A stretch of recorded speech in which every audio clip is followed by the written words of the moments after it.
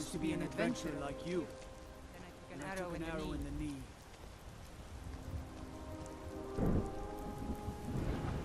Want to have your clip featured in the Skyrim Clip of the Week? Simply record the clip on your Xbox and then send it to me via message. My gamertag is iRyeni, that's IRYENI, and then you can message it to me over Xbox and I'll be able to view it. I look forward to seeing the clips that you guys send me.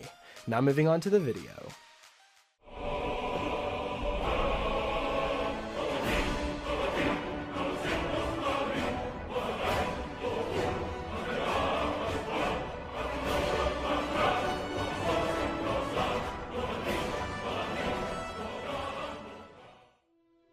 Hey, what's up guys, it's Ryan, and welcome back to another episode of Modded Monday. We're on week number 178 now, guys. I've picked out 5 new mods for you guys to check out, and perhaps add them to your load order if you find them interesting. But like always, before we jump into them, I'd like to remind you guys that I recently partnered with GamerSupps, which is the best energy drink on the market in my opinion. Now, I myself used to drink unhealthy gas station energy drinks, but switched whenever I heard about GamerSupps being the healthier choice and alternative. Since then, I've been drinking it regularly, so I reached out and got in contact with them so that we could show you guys the drink and you can try it free if you'd like. If you use my link and the code found in the description, which is RTD, you can get a free sample and a 10% discount on all their drinks. And if you do end up trying it, definitely let me know what you think of it in the comments down below. Now it's time to jump into this week's mods, and starting us off we have the Crosshair-Aligned Crossbow Aim mod. Now the mod page reads that this is an improved first-person aiming with crossbow mod. It's an animation replacer especially intended for immersive HUD and a hidden crosshair, and replaces the first-person crossbow animations to line up with the target. This is essentially an aim-down iron sights mod but for Skyrim, and it's a big improvement from the strange off-the-hip vanilla camera aim. Pretty much it takes the current Fallout 3 shooting mechanic, which was in Skyrim's crossbows, and turns it into the improved Fallout New Vegas aim-down sights view. Which is something that I always questioned whenever going into Skyrim. Why did they keep that same viewing method from Fallout 3? You know, if you guys have played through Fallout 3 and you've had, sidearms and just any particular weapon in Fallout 3, whenever you'd aim down sights, it wouldn't actually aim down the actual sights, it would just kind of zoom your character closer to the gun, which in sense doesn't help you aim and doesn't really make much sense in terms of aiming down sights, so I don't really know why they kept it in Skyrim. But this mod makes it so it changes everything into the Fallout New Vegas aim down sight view so that you can actually see down the sights of your crossbow. A simple change like this comes in at 280.60 kilobytes, so it's something that'll fit seamlessly into your load order, and I think it's a perfect mod to include if you're one that uses crossbows a lot. And combining this with other perks that you can get in the archery skill tree, it'll make it so you can slow down and zoom in even farther with these mechanics. So this mod in a sense completely transforms using crossbows as a whole, and that's definitely why it comes in at our number 5 spot, so I strongly recommend downloading the Crosshair-Aligned Crossbow Aim mod.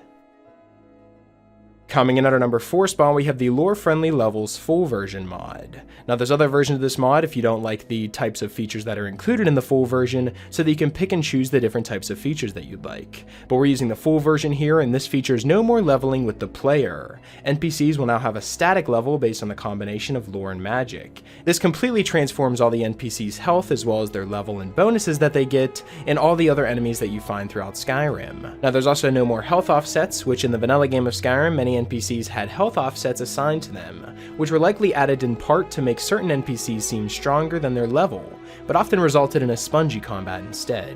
And you know exactly what I'm talking about, just spongy combat, just hitting the enemy over and over again, with almost no damage done.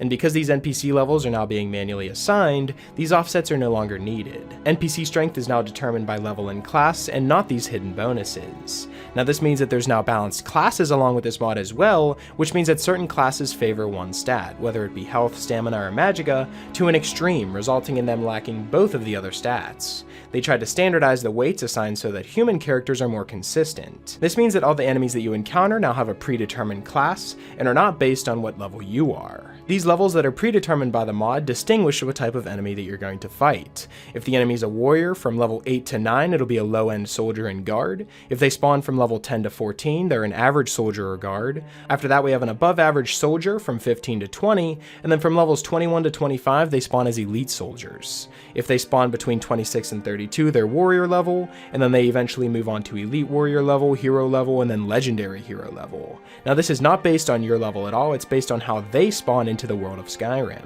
The same thing applies to mages, whether it be a novice, apprentice, adept, expert, master, renowned master, or legendary master, and then creatures spawning as a non-threat level, a low threat level, average, high, rare beast level, and even a low-end dragon level, as well as a regular dragon, ancient dragon, and legendary dragon. And any creature that spawns above level 80 is considered a god level creature. Now it's recommended by the mod creator to start a new game, but you can install it mid-playthrough.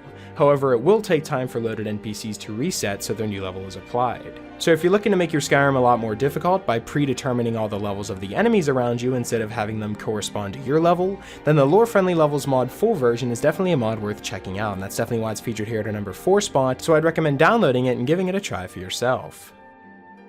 Coming in at our number 3 spot, we have the Leather Backpack mod, which is a new mod that's been released by the real Eleonora that features 3 variants of a craftable backpack in 2 different colors. And it works for both male and female characters and gives you 50 points to your carry weight, regardless of what backpack you craft.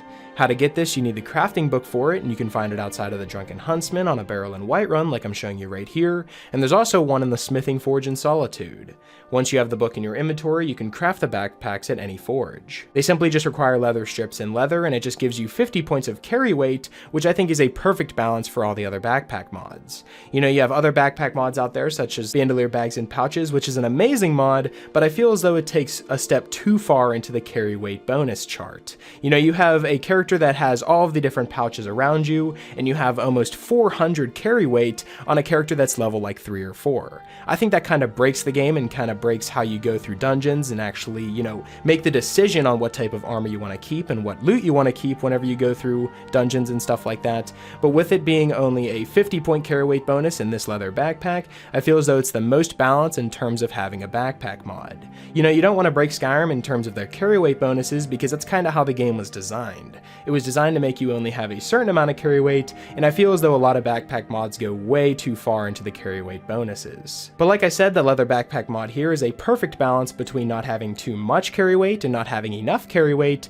so that putting this backpack on during your travel will be a very big help in carrying all your loot. It's also a very stylish looking backpack and not too big like the other backpack mods, so it'll look perfect with any type of armor you choose to wear with it. I also think if you have a cloak mod installed, it'll look even better because you can have the cloak and the backpack on at the same time, but no matter how you want to wear it, it's a perfect addition to any type of playthrough, and that's definitely why the leather backpack comes in at our number 3 spot, so I strongly recommend downloading it. Coming in at our number 2 spot, we have a Greener Skyrim. Now the mod page reads that this mod simply makes the tundra and rift areas have green landscape textures, while still preserving the swamps and northern regions as they should. This also makes the interior of Whiterun have green grass, if you're nostalgic for some of those Oblivion vibes and high fantasy vibes, like the mod creator is and wants to have a closer look at Cyrodiil. Now not only does it change the landscape textures that you have in your game, but it also makes it so you have a quality world map menu which reflects the same green landscapes. Now the actual texture quality of all this is 1K, so it's very performance friendly and looks pretty well, but the grass landscape up close probably won't be as sharp as other mods, but it's still a great grass mod otherwise. It's recommended by the mod creator to place this below any of your normal grass mods, so if you're looking to have the Rift as well as Whiterun Hold become more of a lively and greener place, then the Greener Skyrim mod is definitely a mod worth checking out, and that's why it's featured here at our number 2 spot, so I'd strongly recommend downloading it. Coming in at our number 1 spot, we have an amazing Dragon Bridge overhaul called Rodryk's Dragon Bridge. Now the mod page reads that given the location and history of Dragon Bridge, it always seemed very odd to me that the town was so underwhelming. It lies a stone's throw from one of the most opulent cities in Skyrim and in the shadow of one of the Providence's oldest structures. Yet the town itself is nothing more than a collection of thatch-roofed huts. Other modders have made great attempts at remaking Dragon Bridge, but none of those fit quite what I wanted.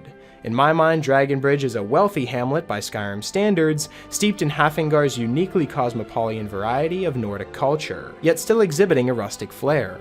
As such, it was the architecture itself which needed to change. Now Rodryk's Dragon Bridge replaces the structures in Dragon Bridge with new unique architecture models created by him. Modeled in a Solitude-inspired rustic style, each building has its interior and exterior remade in detail to match the vision of the town of the mod creator. Additionally, there's a few extras, such as a custom signpost on the road to Solitude, which makes the town's exterior feel a bit more unique without going overboard. Everything is fully nav-meshed, and the mod creator ensured a full functionality of all the standard events, such as dragon attacks, playing hide and seek, etc. You may also find some new literature scattered around the town. Now, as you can see as I'm walking around this new dragon bridge and entering some of the interiors, everything is greatly changed. The new style of architecture created by the mod creator looks absolutely amazing, and I feel as though it makes Dragon Bridge a truly unique town. Dragon Bridge is also an area of the game that doesn't get touched by too many mods, so if you're running a huge load order and you're looking to remaster Dragon Bridge, then Rodryk's Dragon Bridge is a perfect choice for you, and that's why it's featured here at our #1 spot, so I'd strongly recommend downloading Rodryk's Dragon Bridge mod. So that's pretty much it for this week's episode of the top 5 Skyrim mods of the week. Hopefully you guys did enjoy, and if you did, I'd appreciate it if you left a like and subscribe if you're new. It really helps me out a lot. And if you have any suggestions for mods you'd like me to cover in future top 5 mod episodes, be sure to let me know in the comment section below, or you can follow me on Twitter. I'll be sure to leave my Twitter in the description, and you guys can follow me on there and leave me suggestions there as well. Special shout out to my Patreon supporters. Thank you guys so much for everything that you guys have done for me. And yeah, that's pretty much it. Hopefully you guys did enjoy, and I will talk to you guys later.